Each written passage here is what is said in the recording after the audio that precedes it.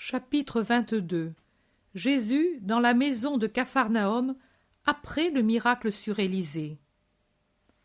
Par un jardin dont tous les carrés commencent à fleurir, Jésus entre dans une cuisine très vaste où les deux Maries les plus âgées, Marie de Cléophas et Marie Salomé, préparent le souper. Paix à vous. Ô Jésus, Maître! Les deux femmes se retournent et le saluent, l'une avec en ses mains un poisson qu'elle est en train d'éventrer, l'autre tenant encore le chaudron plein de légumes qu'elle fait bouillir et qu'elle avait retiré de son crochet pour voir où en était la cuisson. Leur bon visage un peu fané, rougi par la flamme et le travail, sourit de joie et semble devenir plus jeunes et plus beaux dans leur bonheur. Dans un moment, c'est prêt, Jésus. Tu es fatigué? Tu dois avoir faim, dit la tante Marie, qui a la familiarité d'une parente et qui aime Jésus davantage, je crois, que ses deux propres fils. Pas plus qu'à l'ordinaire, mais je mangerai certainement avec plaisir les bons mets que toi et Marie m'avez préparés. Il en sera de même des autres. Les voilà qui arrivent. La mère est dans la chambre du haut, sais-tu. Simon est venu. Oh, je suis vraiment contente ce soir. Non, pas vraiment, car, tu le sais, quand je serai vraiment contente. Oui, je le sais. Jésus s'approche de la tante, la baise au front, et puis lui dit « Je sais ton désir, et que sans péché, tu envies Salomé. Mais un jour viendra où, comme elle, tu pourras dire « Tous mes fils appartiennent à Jésus. » Je vais trouver maman. Il sort et monte le petit escalier extérieur qui mène à la terrasse qui, pour une bonne moitié, surmonte la maison, alors que l'autre moitié est occupée par une vaste pièce d'où sortent de grosses voix d'hommes et de temps à autre la douce voix de Marie, la limpide voix virginale de jeune fille que les années n'ont pas fêlée, la même voix qui a dit « Je suis la servante du Seigneur » et qui chantait la berceuse à son bébé. Jésus s'approche sans bruit, souriant, parce qu'il entend la mère qui dit « Ma demeure, c'est mon fils, et je n'éprouve de douleur d'être loin de Nazareth que lorsqu'il est loin. Mais s'il est proche, oh, rien ne me manque plus. Et puis, je n'ai pas de crainte pour ma maison. Vous y êtes, vous. Oh, mais regarde, voilà Jésus, crie Alphée de Sarah, qui, ayant le visage tourné vers la porte, y voit tout de suite apparaître Jésus. Je suis ici, oui, la paix à vous tous.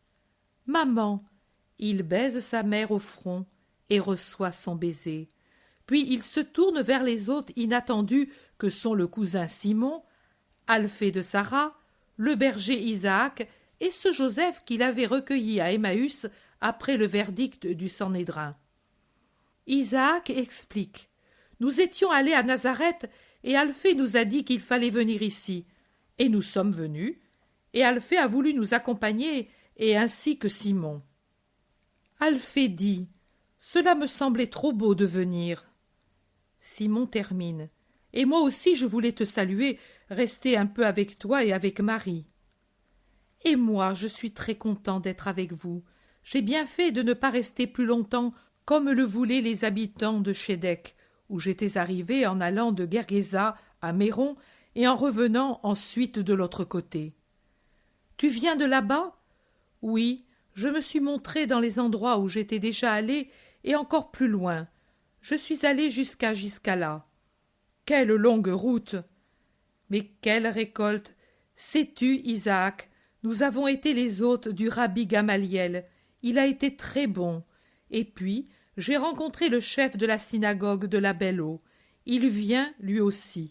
Je te le confie. Et puis, j'ai acquis 3 disciples. Jésus sourit ouvertement, heureux. Qui sont-ils? Un petit vieux à Korosaïn. Je lui ai rendu service autrefois, et le pauvre, qui est un véritable Israélite sans prévention, pour me montrer son amour, a travaillé pour moi la région, comme un parfait laboureur le fait pour le sol. Le second est un enfant, 5 ans, un peu plus, intelligent, hardi. Je lui avais aussi parlé la première fois que j'étais allée à Bethsaïda, et il s'en est souvenu mieux que les grandes personnes. Le troisième est un ancien lépreux. Je l'ai guéri près de Corosaïne un soir déjà lointain, et puis je l'ai quitté. Maintenant, je le retrouve. C'est lui qui m'a annoncé sur les monts de Nephtali, et pour confirmer ses paroles, il lève ce qui lui reste de ses mains guéries, mais partiellement diminuées, et il montre ses pieds guéris, mais difformes, avec lesquels pourtant il fait tant de chemin. Les gens comprennent à quel point il était malade par ce qui lui reste et croient ses paroles qu'assaisonnent des larmes de reconnaissance. Il m'a été facile de parler là, car il y avait eu quelqu'un qui déjà m'avait fait connaître et avait amené les autres à croire en moi. Et j'ai pu faire de nombreux miracles. Il peut tant, celui qui croit réellement. Alphée, sans parler, acquiesce de la tête. Simon, lui, baisse la tête sous le reproche sous-entendu. Et Isaac jubile ouvertement de la joie du maître qui va raconter le miracle opéré peu de temps auparavant sur le petit d'Élie. Mais le souper est prêt, et les femmes, avec Marie, dressent la table dans la pièce et apportent les plats. Ensuite, elles se retirent en bas. Il ne reste que les hommes, et Jésus offre, bénit et distribue les parts. Mais on a mangé seulement quelques bouchées lorsque Suzanne monte et dit « Élie est venu avec des serviteurs et beaucoup de cadeaux, mais il voudrait te parler. » « Je viens tout de suite, ou plutôt fais-le monter. » Suzanne va et revient peu après avec le vieil Élie et 2 serviteurs qui portent un grand panier. Par derrière, les femmes, sauf la très sainte Marie, observent avec curiosité. « Dieu soit avec toi, mon bienfaiteur, » dit le pharisien en le saluant. « Et avec toi, Élie, entre, que veux-tu? Le petit-fils est encore malade? » « Oh, il va très bien, il saute dans le jardin comme un chevreau.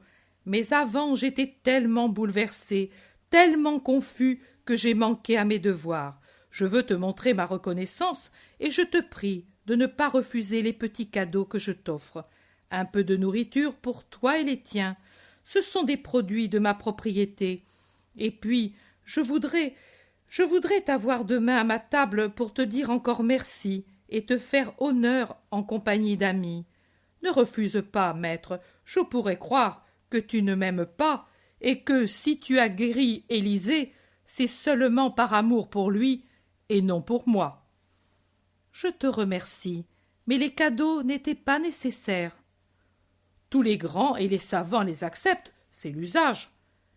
Moi aussi, mais il y a surtout un cadeau que j'accepte très volontiers, que je cherche même. Et dis-le, si je peux, je te le donnerai. Votre cœur, votre pensée, donnez-le-moi pour votre bien. Mais je te le consacre, Jésus béni. Mais peux-tu en douter? Oui, j'ai eu des torts envers toi, mais maintenant j'ai compris. J'ai été renseigné aussi sur la mort de Doras qui t'a offensé. Pourquoi souris-tu, maître? Je suivais un souvenir. Élie dit, je pensais que tu ne croyais pas à ce que je te disais. Oh non, je sais que la mort de Doras t'a ému plus encore que le miracle de ce soir, mais ne crains pas Dieu si réellement tu as compris et si réellement tu veux désormais être pour moi un ami. Je vois que tu es réellement prophète. Moi, c'est vrai, je craignais davantage. Je venais davantage vers toi par peur d'un châtiment comme celui de Doras. Et ce soir, j'ai dit, voilà, le châtiment est arrivé et encore plus atroce parce qu'il n'a pas frappé le vieux chêne dans sa propre vie, mais dans ses affections, dans sa joie de vivre, foudroyant le petit chêne en qui je me complaisais. Ce qui m'a mené, c'était cela plus encore que mon malheur. J'avais compris que cela aurait été juste comme pour Doras. Tu avais compris que cela aurait été juste, mais tu ne croyais pas encore en celui qui est bon. Tu as raison, mais maintenant ce n'est plus la même chose, j'ai compris. Alors, tu viens chez moi demain? Élie, j'avais décidé de partir à l'aurore, mais pour que tu ne puisses pas penser que je te méprise, je renvoie d'un jour mon départ. Demain, je serai chez toi. Oh, tu es vraiment bon, je m'en souviendrai toujours. Adieu, Élie. Merci pour tout. Ces fruits sont très beaux, et ces fromages doivent être très crémeux. Le vin est certainement très bon, mais tu pouvais tout donner aux pauvres en mon nom. Il y en a pour eux aussi, si tu veux, au fond. C'était une offrande pour toi. Alors, nous ferons la distribution ensemble, demain, avant ou après le repas. Passe une nuit tranquille, Élie. Et toi aussi, adieu. Et il s'en va avec ses serviteurs. Pierre a retiré avec toute une mimique ce que contenait le panier pour le rendre au serviteur. Il met la bourse sur la table devant Jésus et comme s'il terminait une conversation intérieure, il dit « Et ce sera la première fois que ce vieux hibou fait l'aumône. » C'est vrai, confirme Matthieu, j'étais avare, mais lui me surpassait. Il a doublé son avoir avec son usure. Isaac dit « Eh bien, s'il se repent, c'est une belle chose, n'est-ce pas ?» Certes, c'est une belle chose, et il semble bien qu'il en soit ainsi. Philippe et Barthélemy approuvent. Le vieil Élie converti? Ha ha! Pierre rit de bon cœur. Le cousin Simon, qui est resté pensif, dit Jésus, je voudrais te suivre, non comme eux, mais au moins comme les femmes. Permets-moi de m'unir à ma mère et à la tienne. Tous viennent. Moi, parent, je ne prétends pas avoir une place parmi eux, mais au moins ainsi, comme un bon ami. Marie d'Alphée crie « Dieu te bénisse, mon fils, comme j'attendais de toi cette parole. » Viens, je ne repousse personne, et je ne force personne, je n'exige pas non plus tout de tous, je prends ce que vous pouvez me donner. Pour les femmes, il est bien qu'elles ne soient pas toujours seules quand nous irons dans des régions qui leur sont inconnues. Merci, frère. Je vais le dire à Marie, dit la mère de Simon, et elle ajoute, elle est en bas, dans sa petite chambre, et elle prie, elle en sera très heureuse. La nuit tombe rapidement.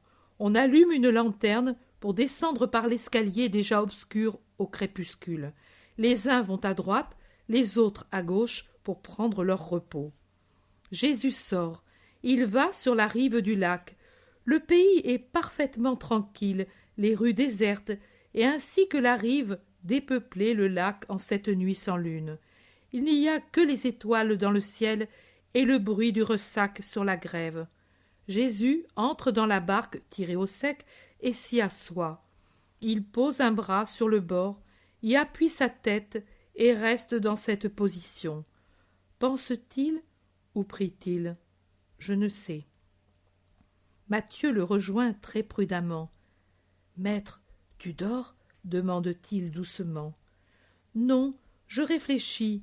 Viens ici avec moi, puisque tu ne dors pas. » Tu m'as paru troublé, et je t'ai suivi. N'es-tu pas content de ta journée? Tu as touché le cœur d'Élie, tu as reçu comme disciple Simon d'Alphée. Matthieu, tu n'es pas un homme simple comme Pierre et Jean, tu es astucieux et tu es instruit. Sois franc également. Serais-tu heureux de ces conquêtes? Mais, maître, ils sont toujours meilleurs que moi, et tu m'as dit ce jour-là que tu étais très heureux parce que je m'étais converti. Oui, mais tu étais réellement converti, et tu étais franc dans ton évolution vers le bien. Tu venais à moi sans tout un travail de réflexion, tu venais par la volonté de ton esprit. Il n'en est pas ainsi d'Élie, ni de Simon. Le premier n'a été touché que superficiellement. L'homme Élie a été secoué. Non, l'esprit, Élie, il est toujours le même. Une fois tombée l'effervescence que le miracle de Doras et de son petit-fils a produit en lui, il sera l'Élie d'hier et de toujours. Simon lui aussi n'est encore qu'un homme.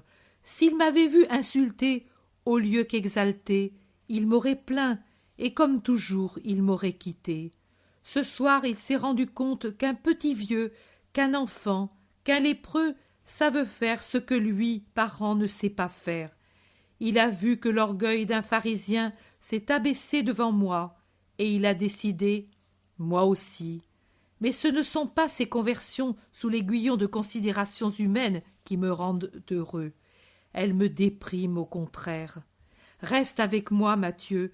Dans le ciel, il n'y a pas de lune, mais au moins les étoiles brillent. Dans mon cœur, ce soir, il n'y a que des larmes. Que ta compagnie soit l'étoile de ton maître affligé. Mais maître, si je peux, bien sûr, c'est que je suis toujours un grand malheureux, un pauvre incapable. J'ai trop péché pour pouvoir te plaire.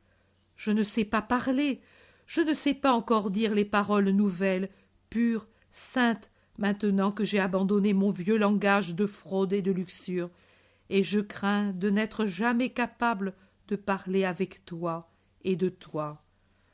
Non, Matthieu, tu es l'homme avec toute sa pénible expérience d'homme. Tu es par conséquent celui qui, après s'être nourri de la fange et qui maintenant mange le miel céleste, peut parler des deux saveurs et en donner une véritable analyse et comprendre et faire comprendre à ses semblables de maintenant et de plus tard. Et ils te croiront parce que, justement, tu es l'homme, le pauvre homme qui, par sa volonté, devient l'homme juste que Dieu a rêvé.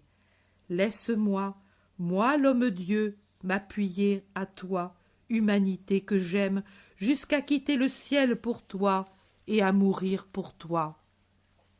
Matthieu s'exclame. Non, mourir, non, ne me dis pas que pour moi tu vas mourir. Pas pour toi, Matthieu, mais pour tous les Mathieu de la terre et des siècles. Embrasse-moi, Matthieu, baise ton Christ pour toi, pour tous. Soulage mon épuisement de rédempteur incompris.